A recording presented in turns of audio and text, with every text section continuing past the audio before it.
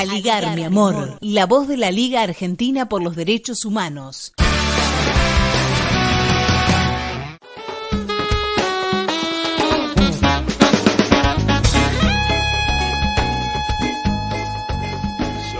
Vamos a presentar a Olivier Reboussen con un informe sobre el estado de los juicios de lesa humanidad en distintos puntos del país, mientras se aguarda la reactivación de la Comisión Interpoderes en la Corte Suprema de Justicia. Sin lugar a dudas, una de las noticias más importantes de los últimos días tiene que ver con que las causas por crímenes de lesa humanidad que se vienen llevando a cabo en la Argentina han tomado un nuevo vigor, un nuevo protagonismo a partir de la decisión días atrás del presidente de la Corte Suprema de Justicia de la Nación, Carlos Rosenkrantz, de convocar a funciones a la Comisión Interpoderes del seguimiento de las causas por lesa humanidad. Este año, pandemia mediante y cuarentena mediante, se ha ralentizado mucho el funcionamiento de los tribunales y más precisamente de los tribunales federales penales, pese a que hemos asistido a alguna sentencia, como fue el caso de Mar del Plata, e incluso en estos días está dando comienzo el juicio por los vuelos de la muerte de Campo de Mayo. Los retrasos y los reclamos del movimiento popular y de derechos humanos son muchos. Para tener un real panorama de esta situación y en qué están los juicios por crímenes de lesa humanidad en este momento, es que desde A Ligar, mi amor nos hemos comunicado con dos referentes técnicos y profesionales que han llevado adelante una cantidad importante de juicios por crímenes de lesa humanidad desde la Liga Argentina por los Derechos Humanos en los últimos años. Me refiero al abogado Luis Sapiola, integrante del equipo jurídico de la Liga en la provincia de Formosa, y también con la abogada Guadalupe Godoy, quien ya ha salido en este programa, con quien hablamos de los problemas que están teniendo los juicios en provincia de Buenos Aires y sobre todo en La Plata. Esto es lo que nos decían. Estamos en comunicación con Luis Sapiola, abogado de la Liga Argentina por los Derechos Humanos de Formosa. Buenas tardes. ¿Qué tal? Buenas tardes, ¿cómo estás? ¿Qué opinión te merece esta situación donde los juicios vuelven a tener cierto protagonismo? Bueno, lo que ocurre es que, a ver, no, yo creo que no, a nivel juicios de lesa no estamos ni al principio del camino ni al final, estamos por el medio. ¿Por qué? Porque de los juicios ya realizados hay un número importantísimo que todavía no está firme. Esto por el caso, se habla de que en la Corte Suprema hay 65 causas sin resolución, y algunas muy antiguas, ¿no?, que tienen 5 o más años hasta Corte. Después hay innumerables problemas que van más allá de la pandemia, con la realización de los juicios orales, de los que ya están elevados a juicio. También hay un montón de causas todavía en instrucción porque son denuncias o hechos que surgieron en los propios juicios, ¿no?, que se desconocían, que están en instrucción, casi todos muy parados, y hay incluso otros que están en investigación preliminar en las fiscalías y están, digamos, todavía ni siquiera tienen número de expediente, digamos, ¿no? Uh-huh. Entonces, en algunas jurisdicciones, caso Córdoba, caso Mendoza, hay muchos imputados, uh-huh, muchas víctimas. Totalmente. Tengo entendido que en el caso de Córdoba, por ejemplo, hay cerca de 800 hechos todavía en instrucción, ¿no? Ajá. Después, en nuestro caso, a eso hay que sumarle además la concesión de domiciliarias, que bueno, es un proceso que sigue avanzando, ¿no? En algunos casos, como el caso de Checolat, bueno, lo concedieron por un lado, lo negaron por el otro en juicio en trámite, pero en algunos casos lo han otorgado domiciliarias prácticamente sin ningún fundamento, ¿no? Entonces, en nuestro caso en Formosa tenemos un caso de apropiación, tenemos 5 o 6 casos más que han surgido de los debates orales, de casos que se desconocían, así que, digamos, la situación es complicada, digamos, ¿no? Ajá.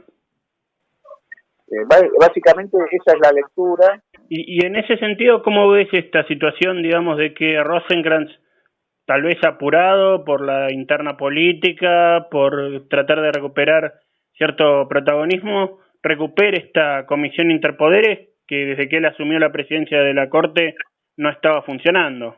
Mirá, en mi opinión, esas convocatorias hay que concurrir, digamos, ¿no? En nuestro espacio.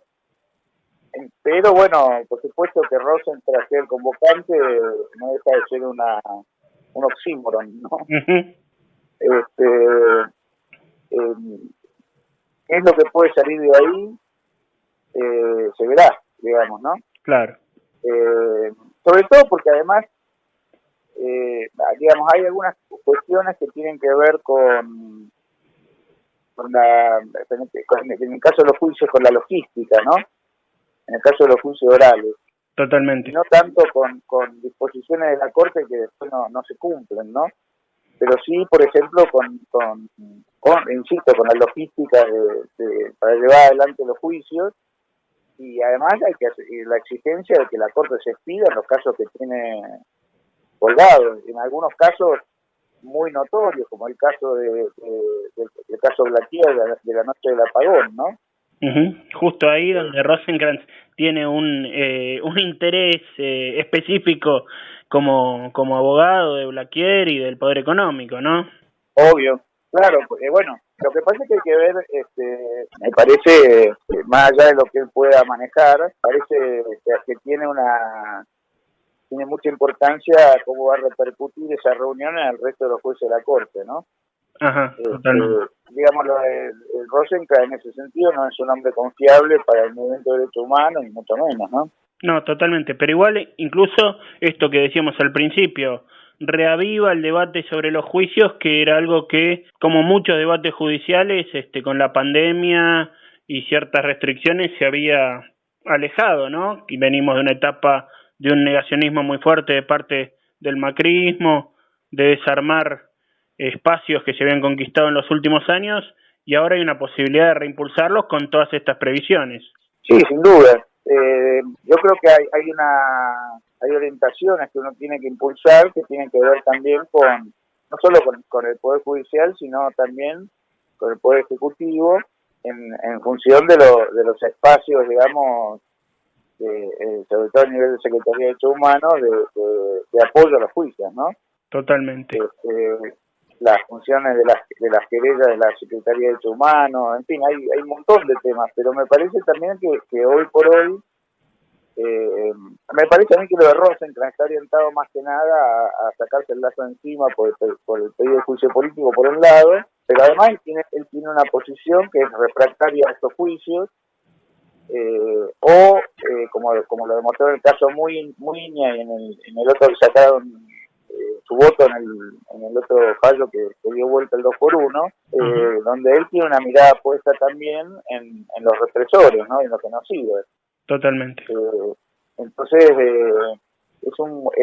me parece que la reunión de la Comisión Interpoderes es una buena oportunidad para reinstalar estos temas, porque no le va a ser fácil después sacarse el lazo encima, ¿no?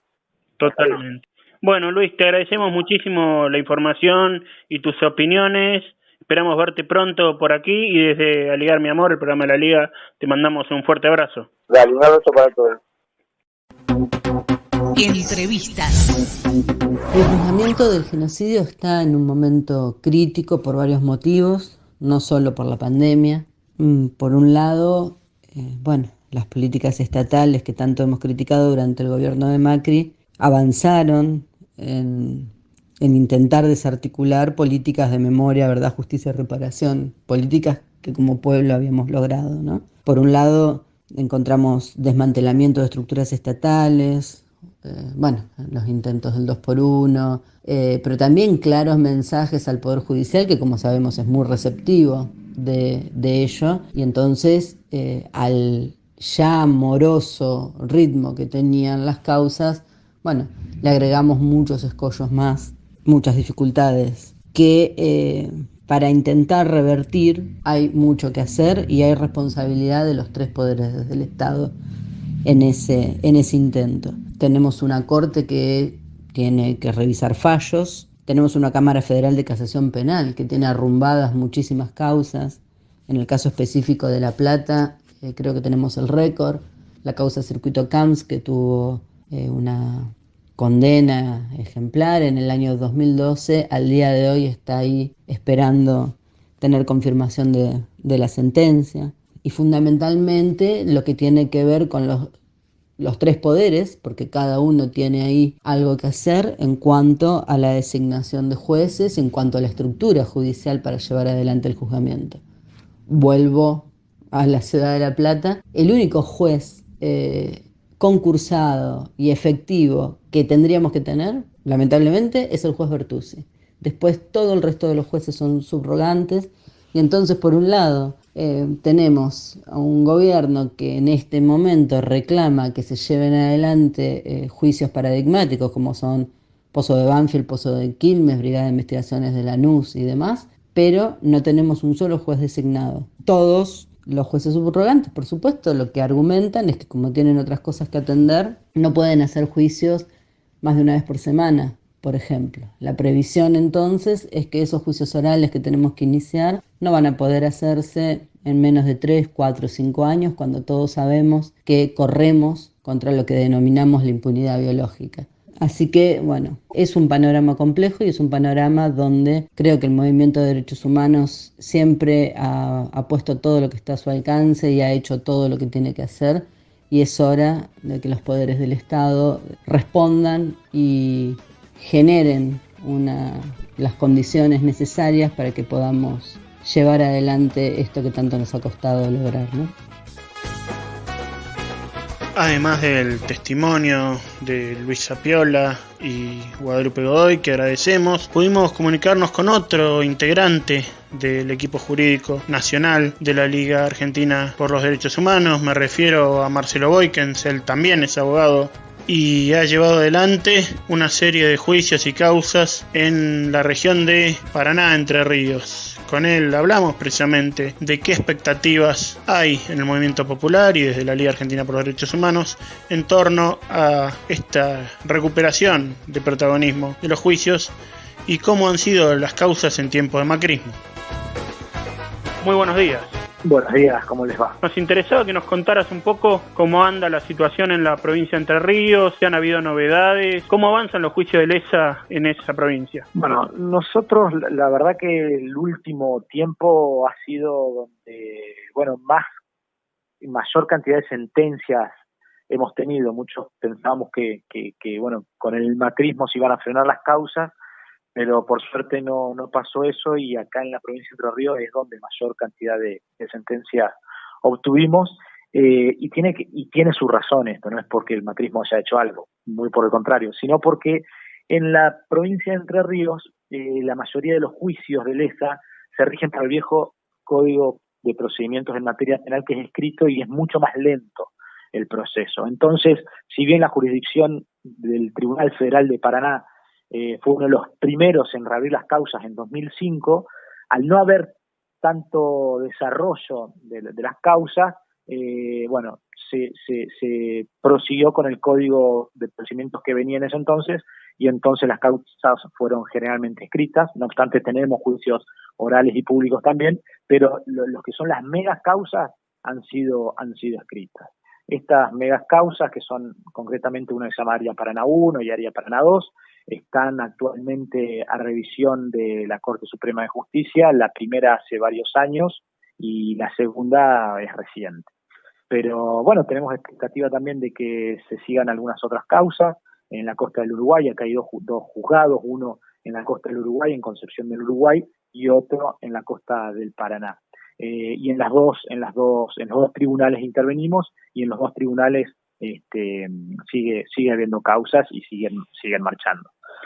Mencionabas a la Corte, digamos, el presidente de la Corte Suprema, quien no ha sido alguien muy receptivo con los juicios, pareció quizás acorralado por las últimas situaciones, con cierta intención de movilizar esto. ¿Cuál te parece que tiene que ser el reclamo a la Corte, a su presidente y a la Corte sobre el tema juicios? Vos mencionabas el atraso en la decisión de algunos de ellos. Sí, claramente cada jurisdicción tiene sus reclamos. No es lo mismo la problemática de los tribunales de San Martín, que tiene, así si uno ve, juicios para 23 años, que la jurisdicción de Paraná.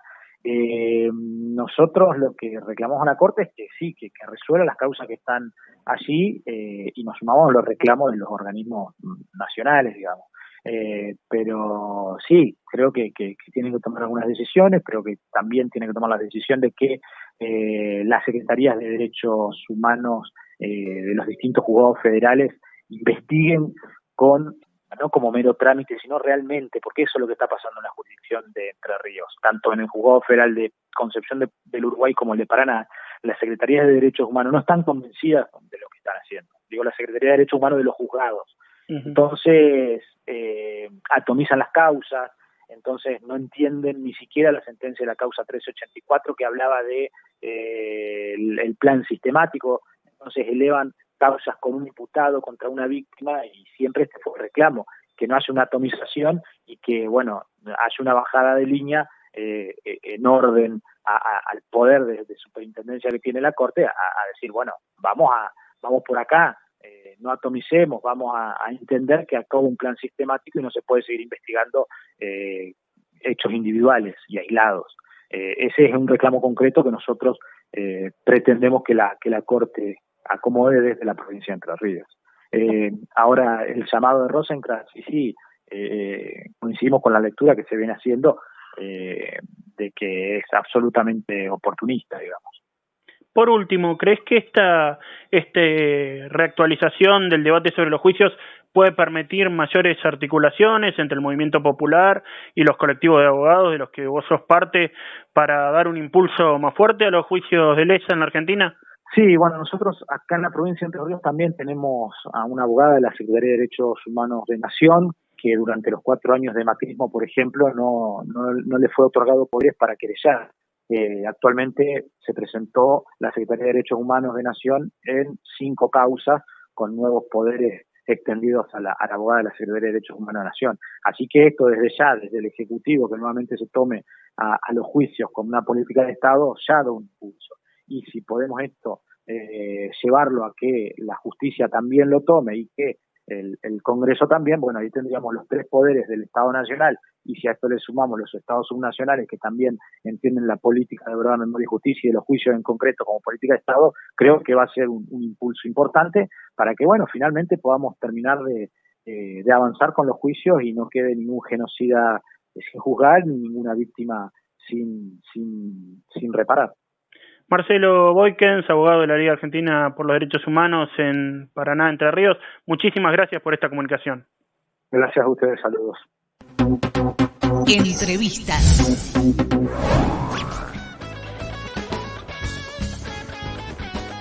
Por último, y para cerrar este informe dedicado a la situación de los juicios por crímenes de lesa humanidad en la Argentina y las dificultades y también las posibilidades que se abren para seguir articulando y luchando por la exigencia del fin de la impunidad y por el justo castigo a los culpables, escuchamos el testimonio de la licenciada en Sociología Malena Silveira, miembro de la Dirección Nacional de la Liga e integrante de la Cátedra de Estudios sobre Genocidio de la Universidad de 3 de Febrero que dirige Daniel Feuerstein, quien se refiere precisamente a los problemas que algunas situaciones políticas desataron esta semana, basadas en el oportunismo de algunos miembros de la Corte, más precisamente su presidente Carlos Rosenkrantz, y también la negativa del Poder Ejecutivo a participar de la actividad convocada para reiniciar el diálogo, lo que fue criticado por la Liga en un documento público.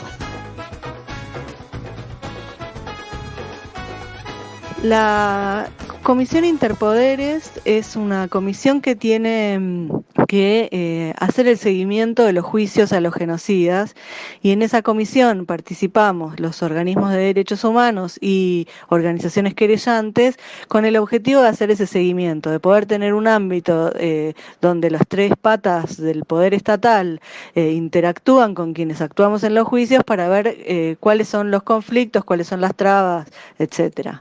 Esto es una cosa que para nosotros es muy importante porque existen un montón de reclamos particulares, no solo a la Corte Suprema, donde tenemos un problema de embudo y la Corte no avanza con las sentencias firmes, digamos, en dejar firmes las sentencias, pero también hay otros reclamos que tienen que ver con los otros dos poderes del Estado. Nosotros venimos desde la Mesa de Organismos de Derechos Humanos, venimos impulsando que se reúna la Comisión Interpoderes, porque vamos viendo cómo se dilata el proceso de juzgamiento en un sentido en el que no se avanza en investigaciones nuevas, de nuevos procesos, de nuevos centros clandestinos o campos de concentración del circuito concentracionario, no se avanza en las investigaciones al poder económico, a las empresas, a los jueces, ni hablar que no se avanza en las investigaciones de las articulaciones con las cúpulas eclesiásticas. No se avanza porque los imputados son siempre los mismos o no son siempre los mismos, pero se repiten habitualmente, porque los juicios tienen pocas audiencias, se reúnen pocas veces, los juicios se extienden en el tiempo mucho más de lo que debieran, que ya es bastante porque son en general causas muy grandes, con muchos imputados, muchos compañeros que son casos en esos juicios, y nosotros vamos viendo cómo ese paso del tiempo, como hemos dicho siempre, si no hay justicia, cuando tiene que haber justicia, el paso del tiempo es parte de la impunidad, y esta impunidad en este paso del tiempo y en este dilatar el avance de los procesos de juzgamiento se siente en que empieza a haber una impunidad que ya no tiene que ver con una impunidad normativa de las leyes, sino con una impunidad biológica. Una impunidad biológica porque los perpetradores del genocidio en nuestro país se van muriendo y no responden frente a los crímenes que hicieron en los tribunales, y porque nuestros compañeros, los sobrevivientes, los familiares, las madres, las abuelas, que fueron víctimas, afectados directos de este proceso de aniquilamiento, se van muriendo y no tienen justicia, y se mueren sin encontrar a su nieto, se mueren sin saber qué pasó con su hijo o con su compañero, y los sobrevivientes se mueren sin justicia porque no avanzan los procesos de juzgamiento. Entonces las consecuencias de la lentificación de los últimos años son realmente muy preocupantes para un Estado que dice ser vanguardia en el juzgamiento de crímenes de Estado, que dice tener en agenda como prioridad el avance de los juicios. Desde ese lugar, para nosotros es muy lamentable lo que sucedió en los últimos días en relación a la reunión convocada por la Corte Suprema de la Interpoderes. Es muy lamentable la utilización de la derecha que representa Rosenkrantz en convocar a los organismos como un modo de lavarse la cara, si se quiere, y de saldar sus internas con el gobierno nacional, y es muy lamentable también que el gobierno nacional no haya decidido no asistir a esa reunión y que entonces la reunión no haya podido realizarse. Para nosotros la reunión tendría que haberse hecho, tendríamos que haber podido reunir a la Interpoderes, tendríamos que haber podido ir con todos estos reclamos, estos análisis, estos problemas puntuales que venimos construyendo desde la Liga y desde los distintos organismos que actúan en los juicios para buscar formas de resolverlos, ¿no? Así que la realidad es que estamos realmente preocupados, esperando que esto se resuelva y que rápidamente se convoque una reunión Interpoderes para poder avanzar efectivamente en resolver todas estas dificultades y que nos permita avanzar en el proceso de juzgamiento.